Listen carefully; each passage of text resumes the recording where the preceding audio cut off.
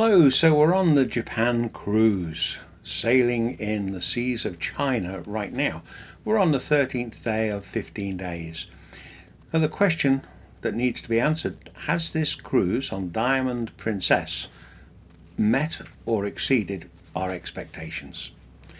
Well, it was a fantastic itinerary, and this is why we chose this ship, Diamond Princess, because of the itinerary of the places in Japan, Vietnam, Hong Kong that we're going to be visiting, and Taiwan. You'll read all about those places and you'll see the video of the places that we have visited. Great itinerary. And the only reason we booked Diamond Princess is because Celebrity weren't doing a cruise in these waters at the time that suited us. So we paid for a mini suite. I'm not quite sure why they've called it a mini suite, because by any standards it's not a suite. It's a stateroom with a balcony, or veranda as they call it. It's certainly not a suite. Now on Celebrity, if you look at any of our Celebrity cruises, the suites are very, very different indeed. They really are a suite. This isn't. It's a stateroom with a balcony, but just given a posh name, with no real added benefits at all. What was the food like? Well, one of the benefits, I guess, is that you can have Japanese food or European food. Now, I have sampled the Japanese food at quite a few of the meal times, and the majority of the food that I'm eating, of course, is the European, which just suits my stomach and taste far better. I would probably say that the food on Celebrity cruises, just comparing it, there is a far greater choice than there is here on Diamond Princess. Cleanliness of the ship, it's really, really good. And with the hand washing in the Horizon Court, which is the buffet area on the top deck, there is somebody, a member of staff, always monitoring that every passenger washes their hands before going to the food stations, which again is very good, and there's the antibacterial solution to wash your hands with, and so on. Stateroom cleanliness, well, the guy that looks after our cabin, he's a lovely young man and he's doing a good job, but not as efficient as I would hoped he would be. On the first day, I dropped a coin by this window just behind me. Now at my age, with a big belly, difficult to bend over and pick up, so I thought, well, I'll leave it, he'll pick it up, put it on a shelf, but he didn't. Now that coin has moved over the 13 days, and it's moved to different locations, and I guess it's been moved around by the vacuum as he's cleaning the carpet. Likewise, on day one, I dropped a safety pin at the side of my bed, clearly visible. That moves a couple of inches every day, and again, I guess that is purely by the vacuum. There's been no attempt to pick up either the coin or the safety clip, but the cleanliness, yeah, I'm not going to complain about that. The entertainment on board, yeah, I'm really impressed by it. The company of dancers and singers from the ship Diamond Princess, they're very good, they're very professional. They put on some really, really good shows. And of course, Princess Line, they bring on professional entertainers from shore when we dock, and again, they have been very, very high standard. Can't quibble at that at all. The theatre was well designed. When this ship was built, they really have put a great deal of thought and consideration into the theatre, which we don't get on Celebrity, funnily enough. What I mean by this is there are no pillars that are going to be in your way to be an obstacle in viewing what's happening on the stage. Choose any seat in the Princess Theatre and you will have clear view of everything going on the stage. The only thing that they didn't think through carefully was the seating. There's insufficient seats. They're very comfy. They've got more space than what we're accustomed to with Celebrity, funnily enough, but insufficient seats for the amount of people that are coming to the all popular shows. So we have at least 30 to 40 people sitting on the stairs at both sides of the theatre. That means health and safety isn't even considered.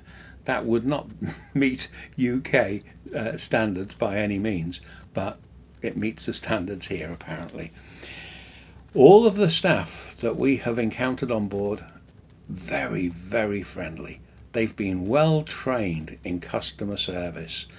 It's really a delight to go in at meal times. You're greeted extremely well. You're made to feel that little bit special, that they take an interest in you, and so on. So yeah, I'm impressed with that. Ship's medical service. Well, it's unfortunate to say that I can report on this.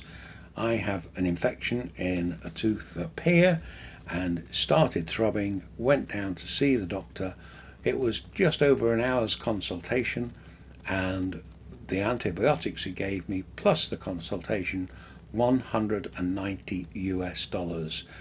Whether you consider that expensive or not, I don't know, but that is what it cost, $190. But all of the medical staff, very, very, very good, and took good care of me. Complete, thorough medical. Even though it was only my tooth, it was a head to toe medical. Now, many passengers on here, at the meal times, we are meeting different people, obviously, all the time, and we talk about the cruises and our favourite cruises, the favourite locations and favourite ships. And there are two cruise lines that stand out, and they are Princess and Celebrity.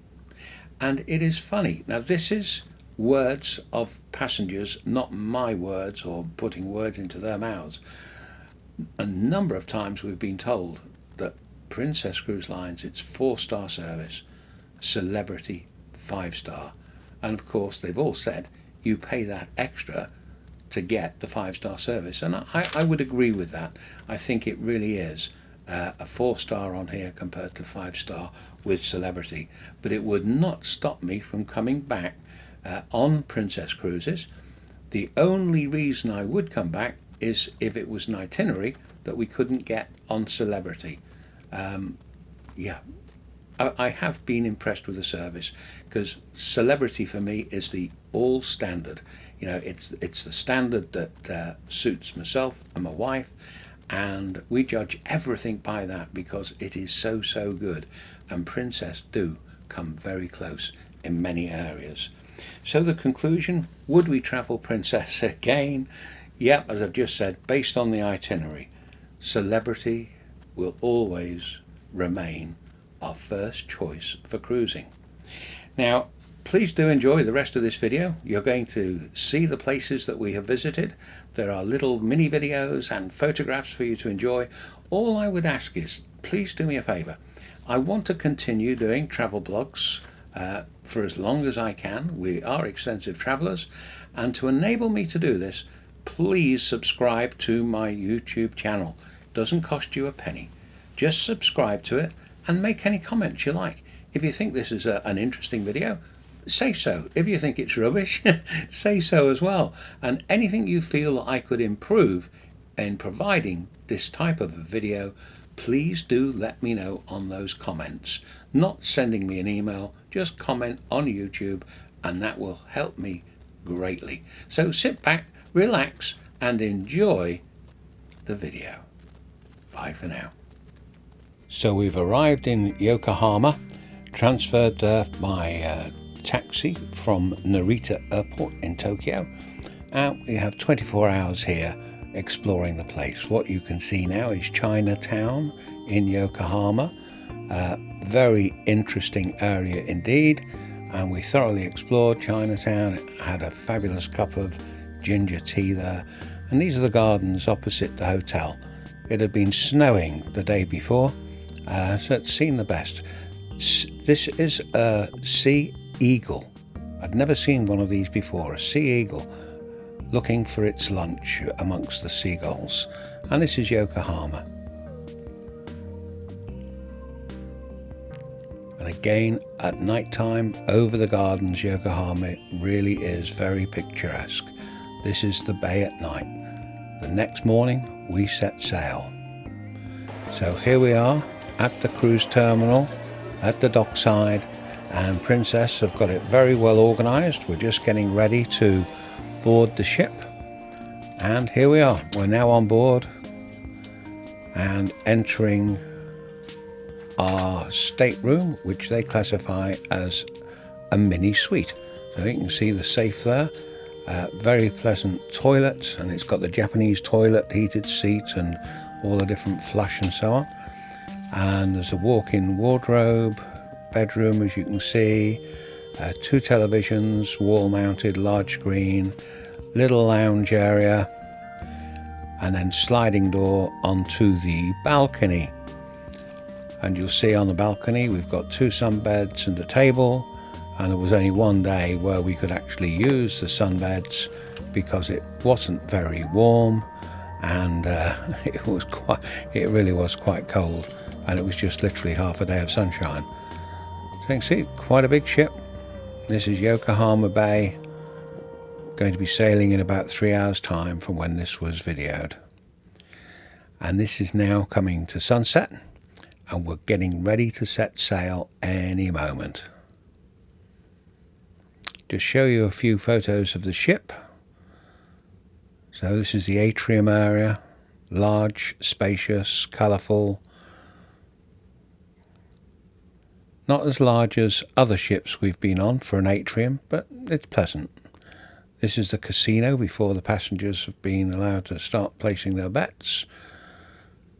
And again, another shot of the atrium. And this is the entrance to the wheelhouse bar. Now we're getting ready to sail. Sun's going down rapidly, and our first morning is at Kagoshima, which is still Japan. Now we are getting ready for our first excursion, which is going to Kinko Bay by that coach. This is Kinko Bay, and in the background, Mount Sakurajima. It's the most active volcano in Japan. And we were there, I think it was the 20s, let me just check the date that we actually got there, 22nd of January, and there had already been 30 volcanic eruptions. No real fire that you can speak of, just lots of steam. And we're on the ferry going over to Sakurajima. We're not going to get that close to the actual volcano, thank goodness, but we're going to be close enough where you can really see the steam coming out, and lots of lava rocks, of course. And here we are. We've arrived on the mountain, and it's a very gradual climb. No steps at this stage, but we are climbing quite steeply. There's our tour leader at the front, our guide. These rocks in the foreground, it's all from lava. Now that looks like a cloud at the top of the mountain. It's not a cloud. That is the steam that is coming out of the volcano. It's erupted a couple of times while we were there. That's all steam that you can see coming from the volcano.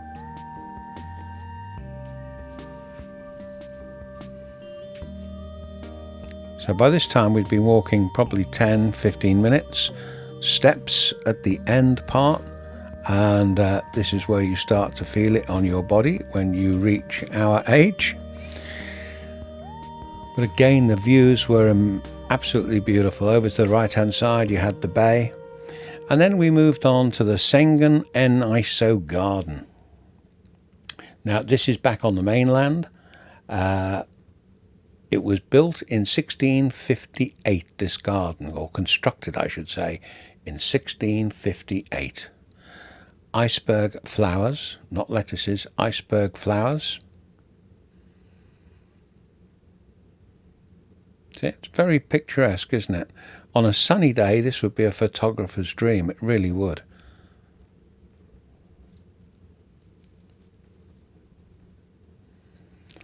We were not impressed with the snack that we purchased.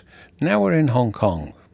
So we are on day 6 and travelling in a coach. This is typical of Hong Kong City, what the tourist would see.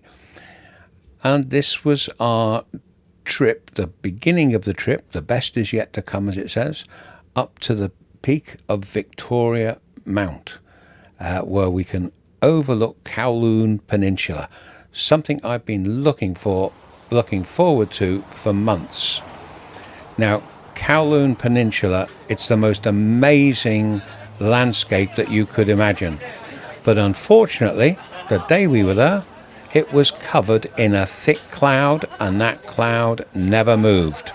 So we're getting onto the train, or as our travel guide would call it, the funicular. But we're getting onto the little train that takes us up to the top of Victoria Peak. And here we are. So again, it's a good steep climb, and it's a good thing the train's doing the work.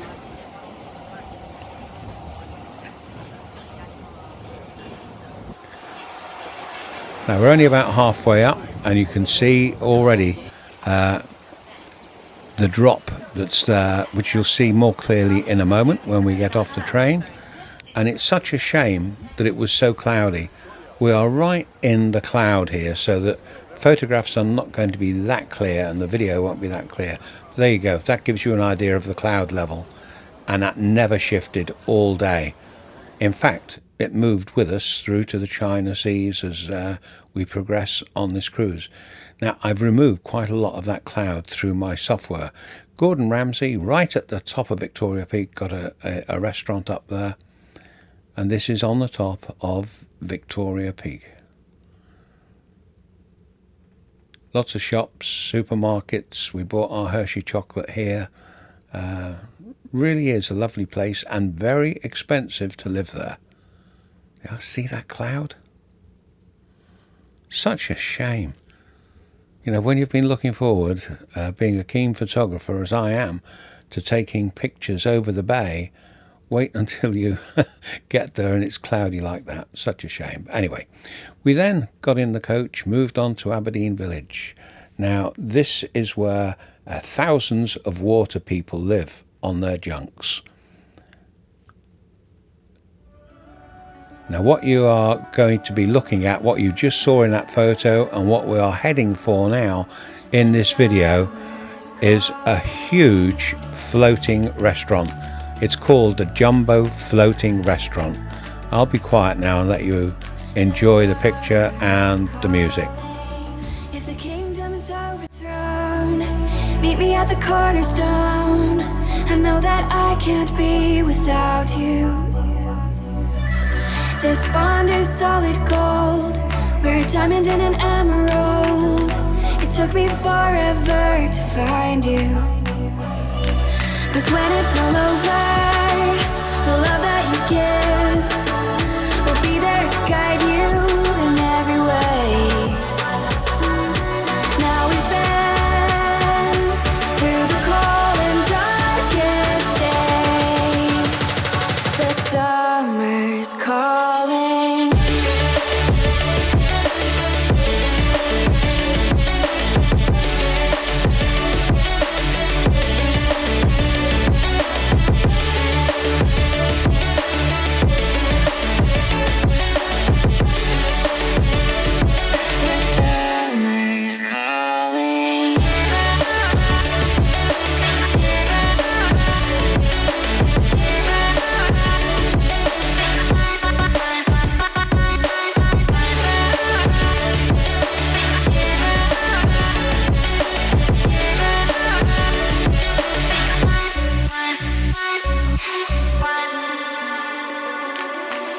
As we wait for the smoke to clear and we watch our dreams appear, I know that we can rise together. This vision that we share is ours. Together we can touch the stars. I know that we will see December. 'Cause when it's all over, the love that you give will be there to guide you in every way. Now we've been through the cold and darkest days.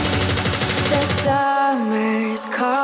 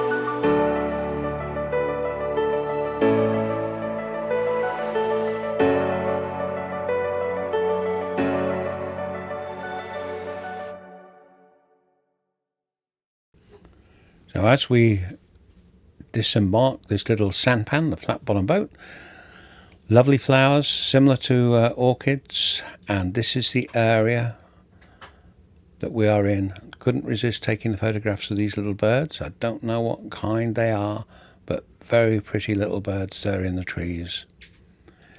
And we now go on further to in Hong Kong to Repulse Bay.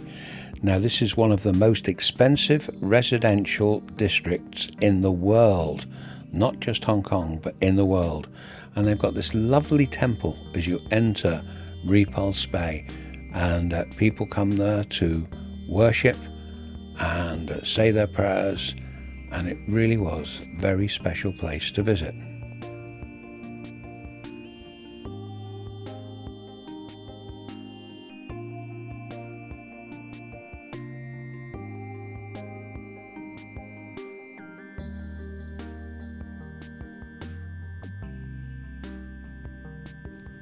It has its own little beach area with very expensive properties in the backdrop there.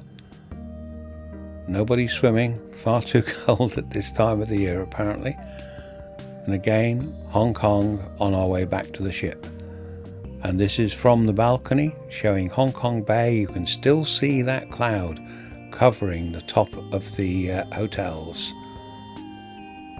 Real pity. I'd have loved to have been at the top of the Victoria Peak taking this photo looking down, but you wouldn't have even seen them. The cloud was total coverage of the sky.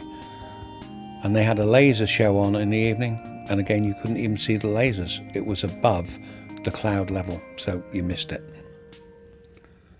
So now we're going to Hue, H-U-E, Hue it's pronounced. And we're going to the Imperial Citadel and the inner fortress, which is known as the Forbidden City. Just look at them on the motorcycles. Children, no crash helmet, but the parents have. So now we are on our way. We've just got off the coach. We've been travelling for about an hour, and I'm going to leave the sound of the video on, just so if you listen carefully, the background, it's all motorcycles and scooters, and you really have to keep out of their way. They are everywhere, and in a moment this road really does narrow, and you're taking your life in your hands if you step out too far. So this is heading to the Imperial Citadel, home of the Imperial family for many, many years. Impressive entrance, isn't it? And there's a moat all the way around the Forbidden City, which is in the middle. And now we are making our way into that area, heading towards the Forbidden City. Very ornate. Everywhere you look, it's very, very ornate. That's our travel guide you can hear in the background. And as you approach, you can see the smoke of the incense that people offer up and say their prayers, give their blessings, thanksgivings for whatever's going on in their lives.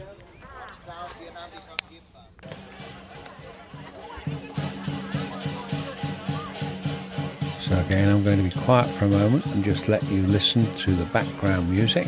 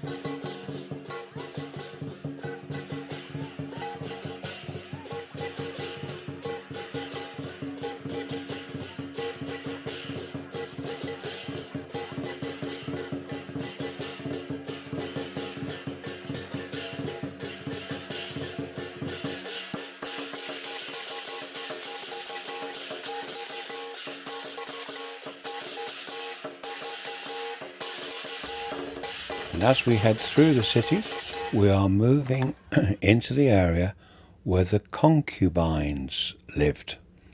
A huge area, and it's a massive square with the homes, the places that they lived on each side of this square.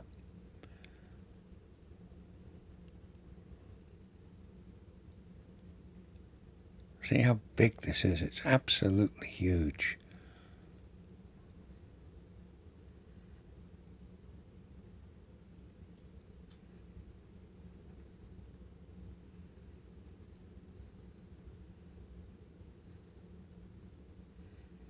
Getting very, very close now to the area of the concubines.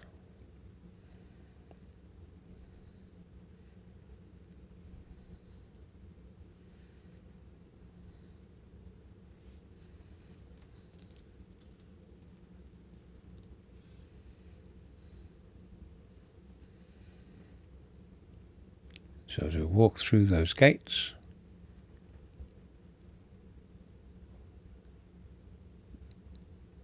this is where we are.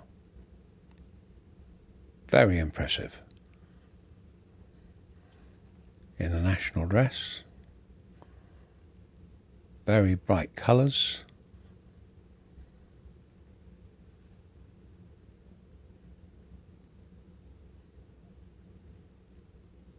Really is lovely. Now we're going on to a different building where we're going to see the tomb and an area called Mu Pagoda, Thien Mu Pagoda, which is en route, built in 1601, and this is en route to the tomb of Tuduk. Again, very impressive landscaping, more incense, more devotions, more prayer, fabulous gardens. Just look at that. Got a little bit on video for you as well.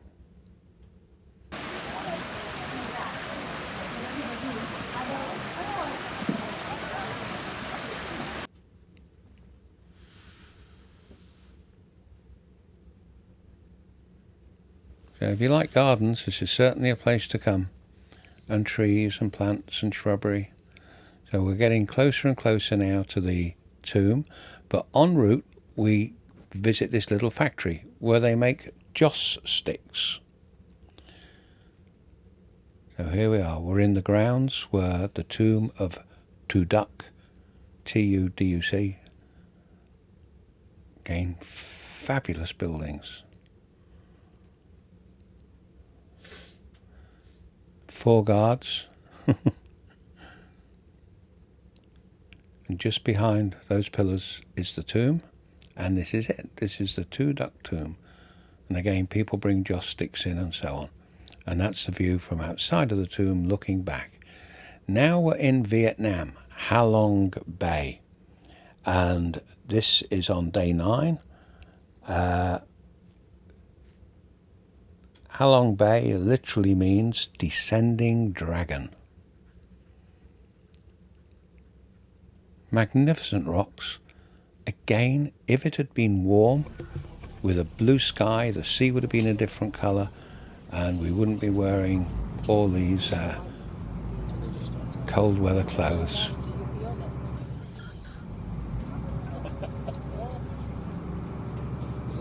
Take pictures of the front and the back, and you can't see the stitch it together. It's really weird. The software does that, does it?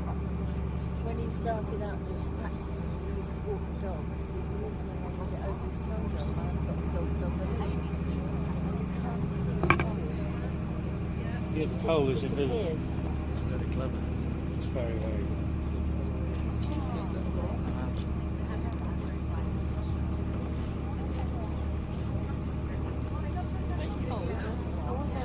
Yeah, I was a bit cold. I've got behind him now, he's taking the...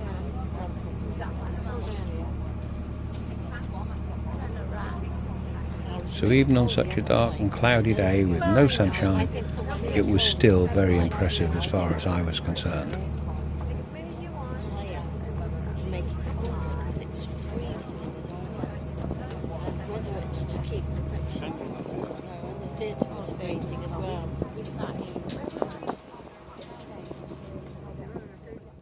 And here we are, Vietnam at night from the balcony on the ship.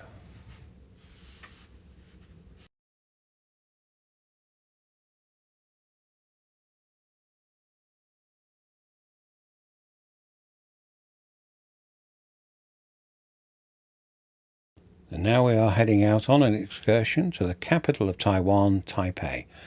And this is the Taipei 101 building. Very interesting construction. It is in the shape of bamboo, which means wealth. It has 8 floors, and 8 is a good number, which also means wealth and prosperity. And you can see the coins underneath the first floor, though you've got 4 coins on each side of the building, and those coins again represent wealth. So Japan is very much, and China, Taiwan, very much into prosperity, wealth, finance, and so on. Now this is entering the presidential building in Taipei, and you'll see that we're having our temperatures taken before we enter. Concerns over the coronavirus. This is the ground floor of the presidential building, and we shall be going up to the 4th floor to watch the changing of the guard. And I'll turn my microphone off so you can listen and watch this.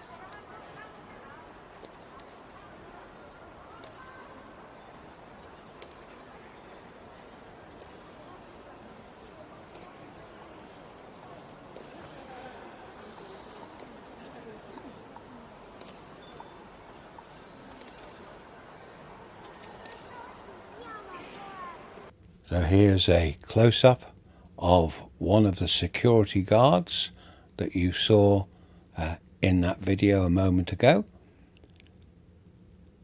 And I don't know whether they are trained for it, but we never saw them blink once. So this, again, we are outside the presidential building and now moving to the Chiang Kai-shek Memorial Hall. Thank goodness there weren't any steps to climb up, because we went up to the 4th floor in an elevator and we came down by the steps. Again, very impressive building and gardens, really was lovely. Commercial all around us. You can see all of the buildings in the background. You wouldn't realise that you were in the middle of a bustling city, capital city at that.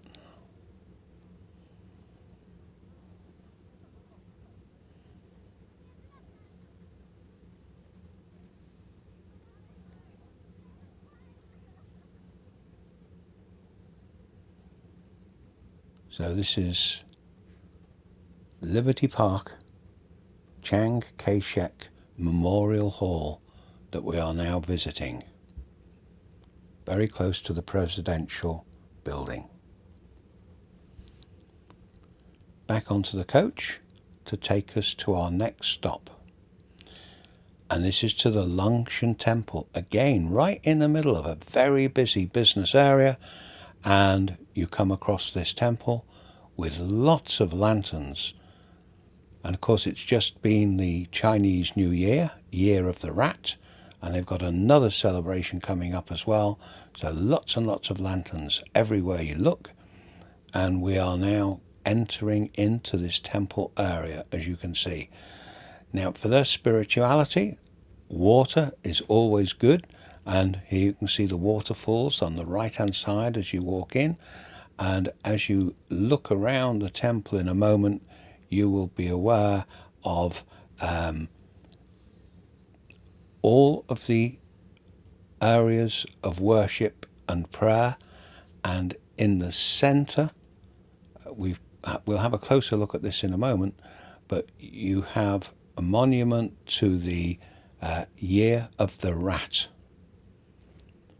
And again, there's lots of incense in here, and I will get up close and personal so that you can see this very, very clearly. Now, Lungshan Temple, it's a serene Chinese dynasty landmark.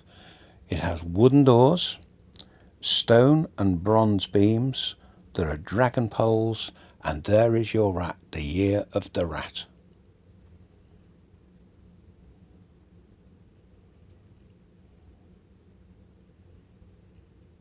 Fabulous buildings, absolutely fabulous. And again, if you look beyond the buildings, you'll see the all of the apartment blocks, the businesses, and you have the temple of worship right in the middle, which is always busy.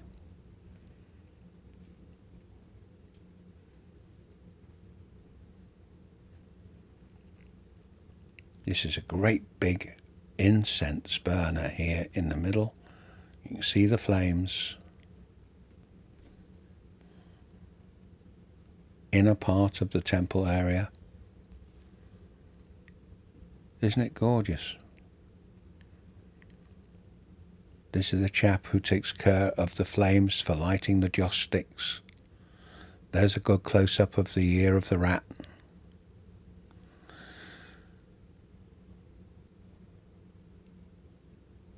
And now we are heading to our next port, which is Okinawa. Sadly, we can't get off the port to do any excursions because of immigration, and the medical part took most of the day. And this is when we had the coronavirus outbreak, and we just lost a day really here. So I thought I'd take a few photos of the ship. This is at night time, just before we sailed, Okinawa. And this is the end. I hope you've enjoyed the video.